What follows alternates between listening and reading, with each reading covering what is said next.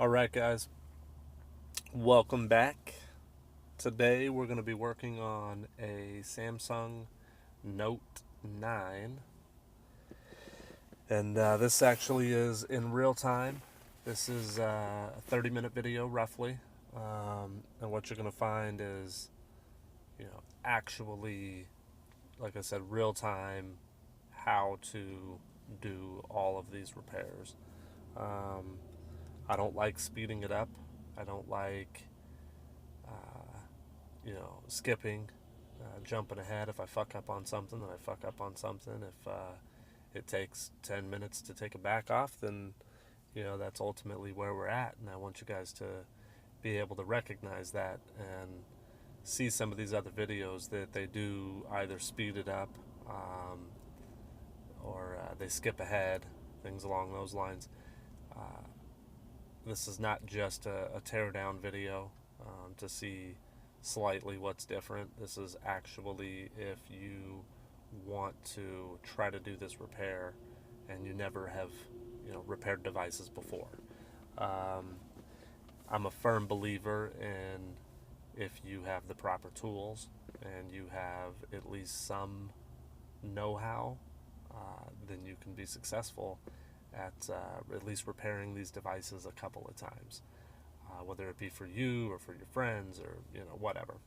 Save some money by doing it yourself. So as you can see here, this is going to be very similar to the Samsung Galaxy lineup and the Note lineup, basically back to the Note 5 and the S6s.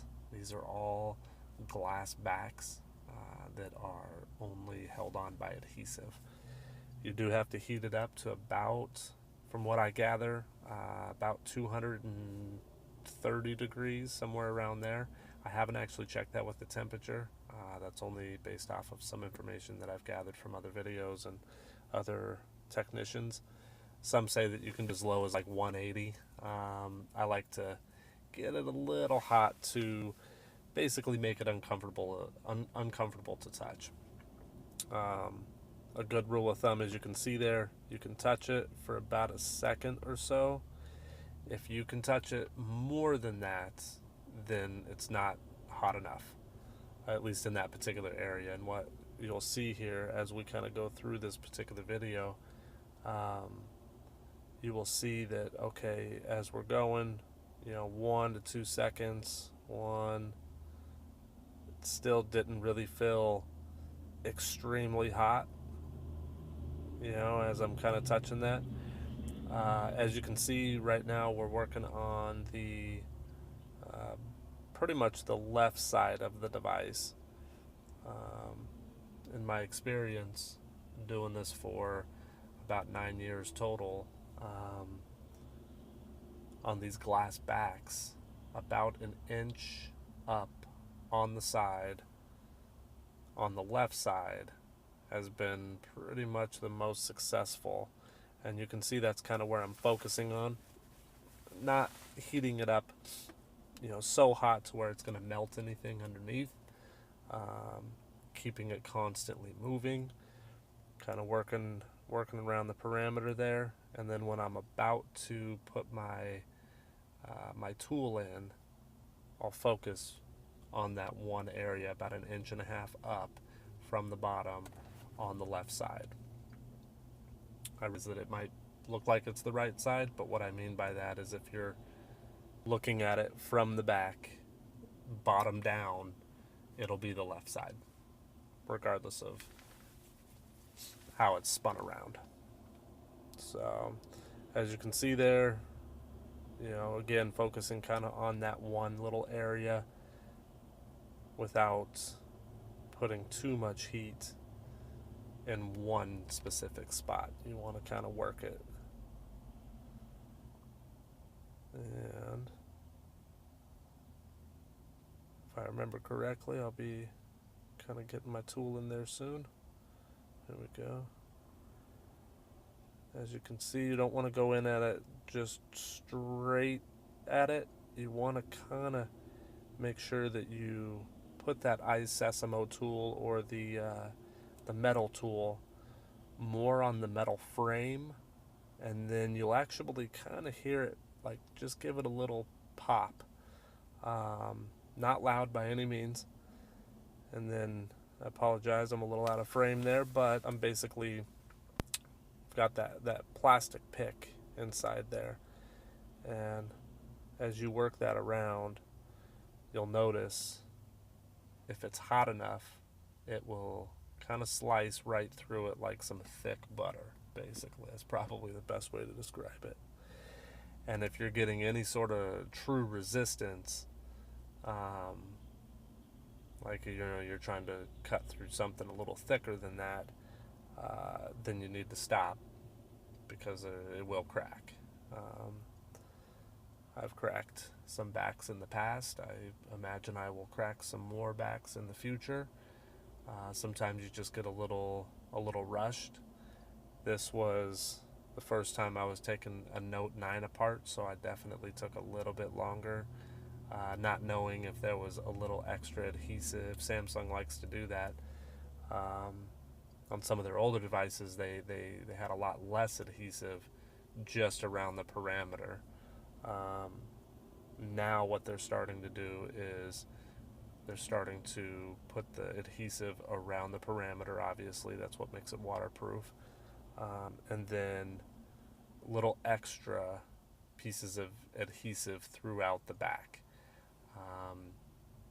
More or less on this one, at the very bottom, you'll notice that there's some adhesive down there, near the speaker, near the cameras and the fingerprint scanners and things along those lines on the backside. So definitely something to remember.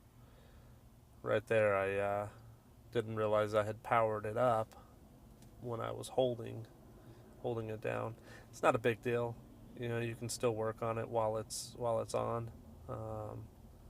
You just really want to, if you don't power it down before you take that back off, that's the first thing you want to do, is unplug that battery. So again, as you can see, I mean, we're 7 minutes in and we don't have have the back off yet. It's a little nerve-wracking at times if this is not your device. If it is your device, and if this is one of the first times that you're doing a repair like this, I would just spend an extra couple of dollars and buy the back along with it. That way you don't have to worry. You don't have to reuse the adhesive. You don't have to add adhesive. You don't have to do anything. If you just spend an extra $10 and get the glass back along with the LCD, I feel like you'll be a lot more confident in a job like this, and ultimately will then be water resistant a little bit more so than what this would be. Although these replacement screens are definitely still water resistant, it's the back that is no longer water resistant, because you're breaking that adhesive, you're breaking the seal, and then you're reusing it. So here we are, we're about 9 minutes in, and we're about to get that back off completely. I apologize, I didn't realize that I was out of frame there for most of that, as far as the moving the pick up and down. I'll try to fix that on my next video. But this kind of gives you an idea. It takes about 10 minutes to get into the device. And I think a lot of people don't understand. They think that you're going to do it in a couple of minutes, that you should be able to just unscrew some screws and pop that thing off. You can see right there that it's flexing at that point. And if I was to push that even a little bit further, it would absolutely shatter the top quarter of that glass. So from here, you definitely don't want to overheat up top, because you have all of your sensors, your heart rate monitor, your oxygen monitor, your fingerprint scanner. I mean, that's like the meat and potatoes, so to speak, up there.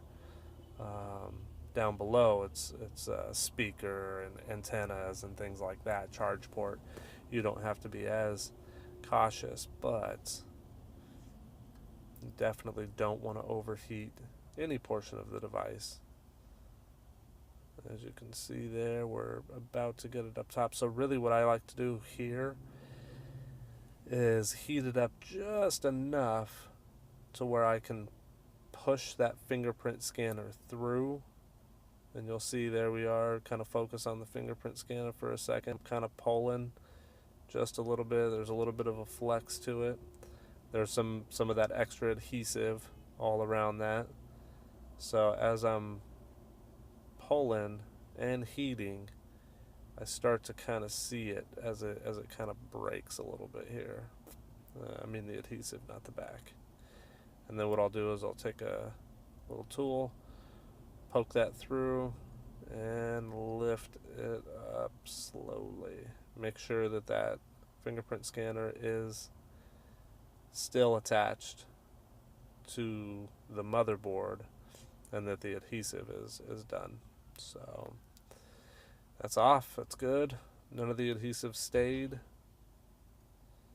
I apologize. My customer had some questions from there, so I was showing her a couple of things on the inside of the device.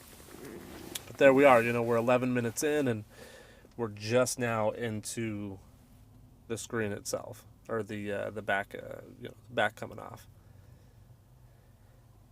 And there we go. Unhook or unplug the fingerprint scanner. Set that aside. You've got your NFC mat there, your near frequency communication little mat. That's that black rubber looking thing on the back side there. And then of course now what we got to do is take out the 86 screws. I'm just kidding, it's like 20, but still.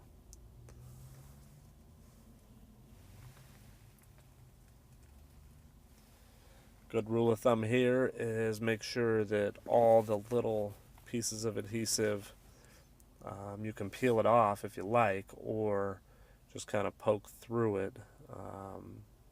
I've had it where it's been hiding a little screw in there, and it's super annoying. You can break that back piece pretty quick if you go to pop it off and there's still a screw in. So just be cautious of that. I'll have to find out exactly how many screws there are here. One of the major differences between the 9 and the 8 is a couple of things. One, a little more adhesive. Two, they put a couple of screws, if I remember correctly, a couple of screws in the motherboard up top. And then also no antenna wires running from the top motherboard to the bottom motherboard, for lack of better terms. So that's kind of cool. And then the way that they have the charge port plugged in, it's actually separate. If you know the Note 8, then it's the whole motherboard down below that plugs into the motherboard up top, and that has your headphone jack and charge port and all sorts of little connections there. Well, now they've completely separated the two, which you'll see here shortly. It's pretty cool. It's a pretty cool design. I do like, there's that NFC mat, so I like to take the little spudger and just slide it in and just kind of twist it from side to side, and that will literally just pop that right out with almost no effort. Alright, so battery first, and you got your proximity sensor, front facing cameras. Pop those off. Always use a plastic tool if this is, again, your first time repairing a device like this. This is like a $1,200 device, so It's not something that you want to, do without watching a few videos. And there's the screws down below. So we've pretty much got all the connections detached. Magnetizer. I know that these ones are pretty much all the same size, but I still like to keep them in order. It just kind of gives you a good reference point of where they need to go when you put them back in. Because the weird thing is on Samsung's, at least down below there, you generally take out about 4 or 5 screws, holding in that motherboard at the bottom. So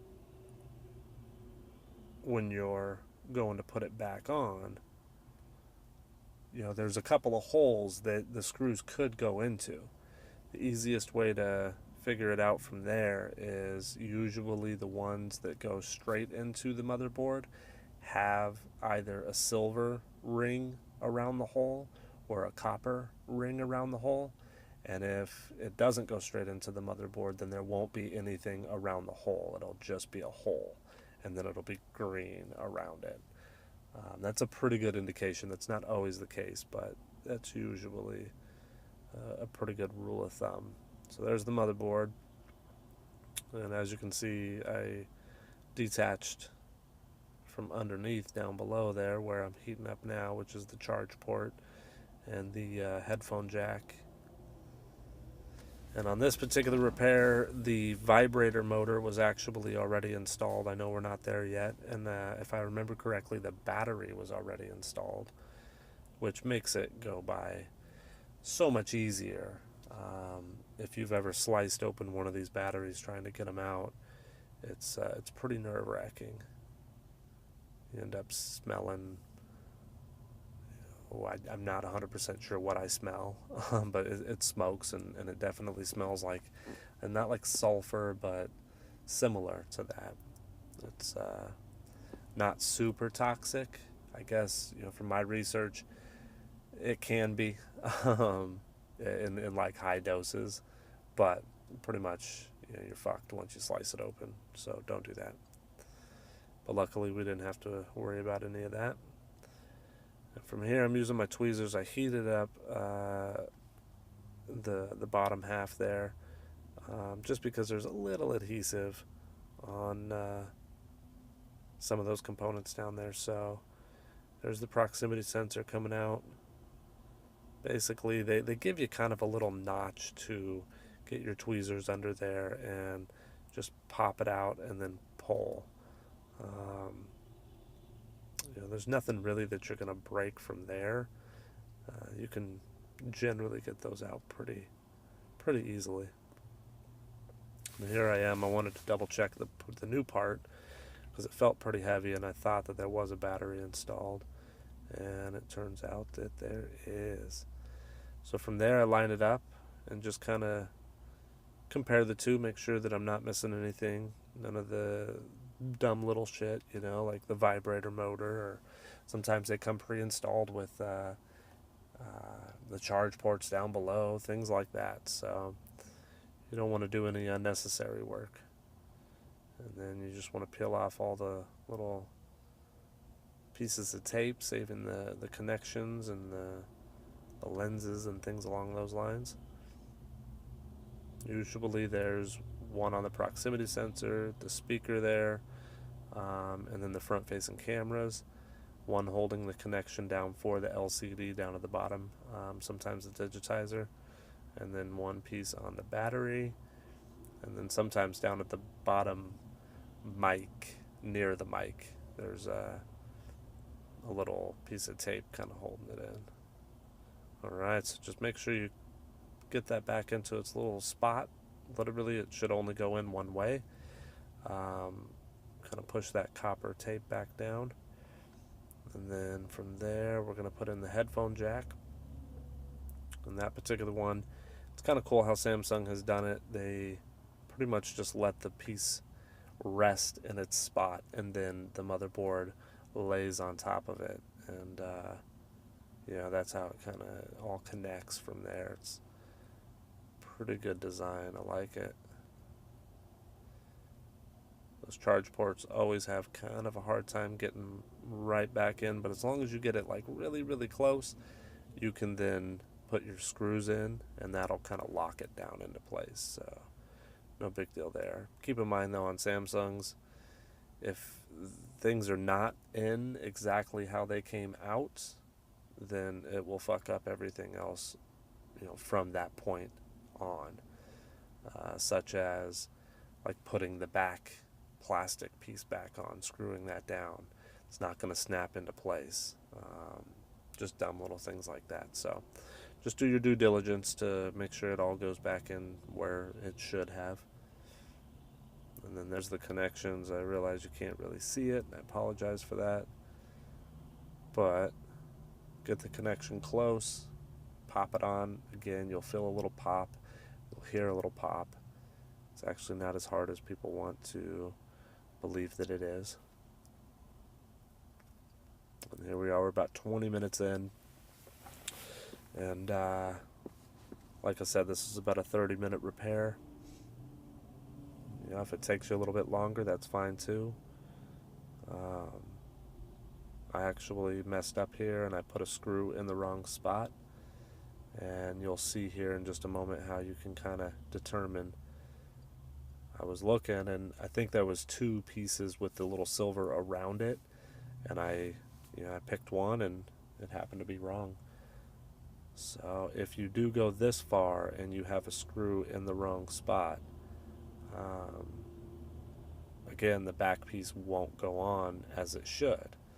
Now you can force it, which some people have, and break a piece just to make it work, but obviously you don't want to do that. You want to do the job right, especially if it's for a customer. There we go. So we're going to go through and make sure that everything kind of matches up. Click that digitizer down. There's the LCD. You can see, give it a little bit of force, and it'll pop on there. You'll feel it. That is for sure. Front-facing camera's going in. If you don't hear it pop, then it's probably not on correctly.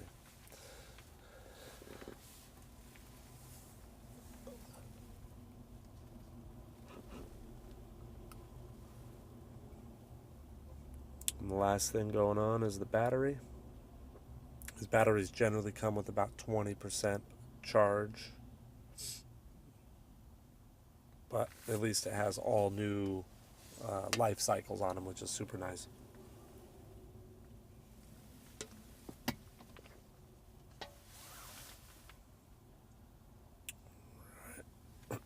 Excuse me, just double checking all those little connections, making sure they got everything on there. Definitely on the Note series, make sure that you plug that stylus port back in. And as you can see, you got to give it a little force to hear that pop on. And it's more of a click, I suppose. And you can see here what I end up doing. If you see and notice that there are some holes, obviously, where those screws are going to go. And through one of those holes down below, I could actually see the screw. So if that's the case, if you go this far and you see a screw through one of those holes, there it is, there's my aha moment. So, back it up. That sucks. It takes a couple extra minutes. Luckily, we didn't go all the way. And what you can do is, just like I did, pop that off and then see which hole you won't see that screw through. And then obviously the one that you don't see it through is the one that it goes to. So, pretty fucking stupid.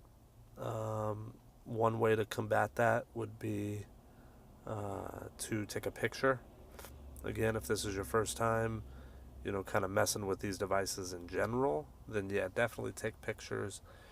Um, if you can, obviously, if you're working on your own device, then most likely you can't take a picture. But um, yeah, most people have phones laying around, so just be prepared.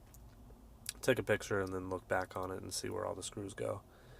Um, but again, we're 25 minutes in here, and we're pretty much done.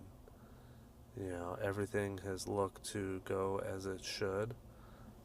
The biggest things that you would be concerned about at this point would be if the connections are not, set properly, then the digitizer might not work, or half the screen will work and the other half obviously won't. The LCD won't work. Headphone jack, charge port, all those little connections. Less important connections would be like the proximity connection, the front-facing cameras, things along those lines where you could get away with kind of fucking a couple of things up if again this is your first time. So once we get the majority of the screws in, I like to flip it over and turn it on. At least see that the LCD is working. I know generally if the LCD is working, then the rest of the stuff will work as well, but I like to then just finish the repair and we test it once I'm completely done. So yeah, if this is your first time or your first couple of times trying to tackle a Samsung, good luck. It's one of those things that, again, I feel like most people can do it if they have just a little bit of knowledge, which is this video. If you have some of the tools, which realistically, what did I use? I used a heat gun, I used 2 picks, the spudger, that's a big one, but I could have got away with using a pick throughout the entire repair, like disconnecting some of those things.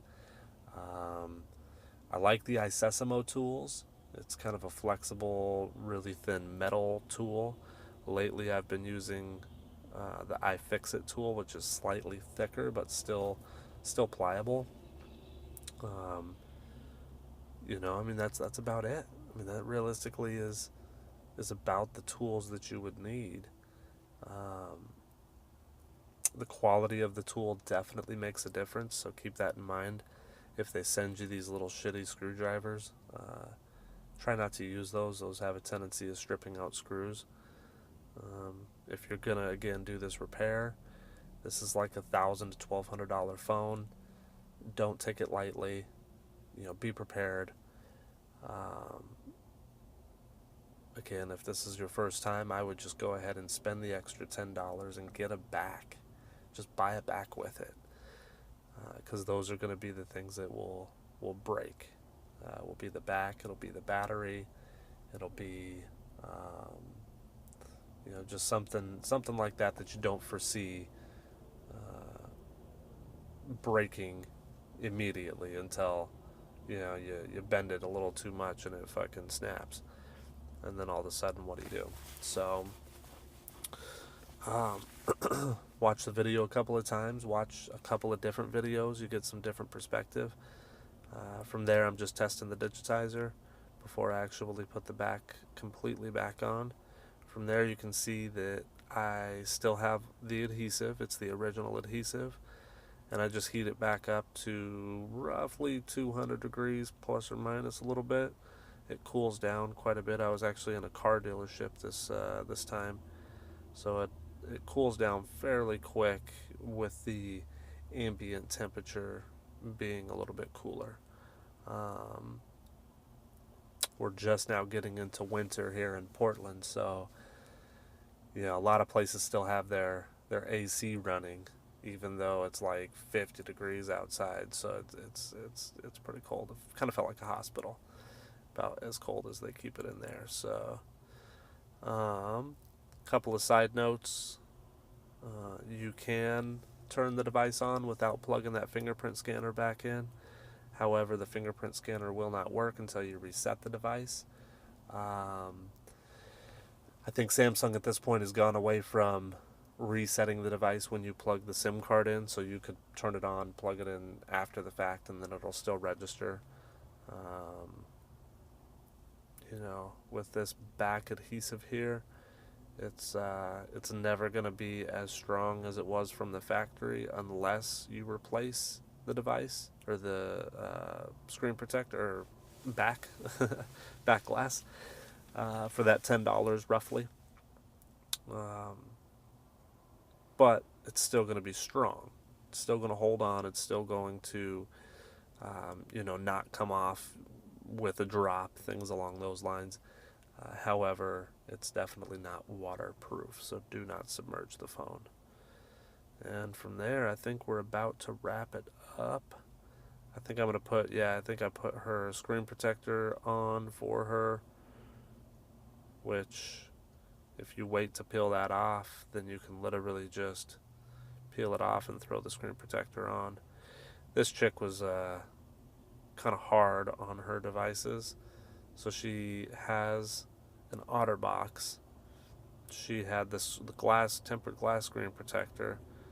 The OtterBox came with the screen protector. Like, it was overkill, and a lot of people don't realize that that's unnecessary.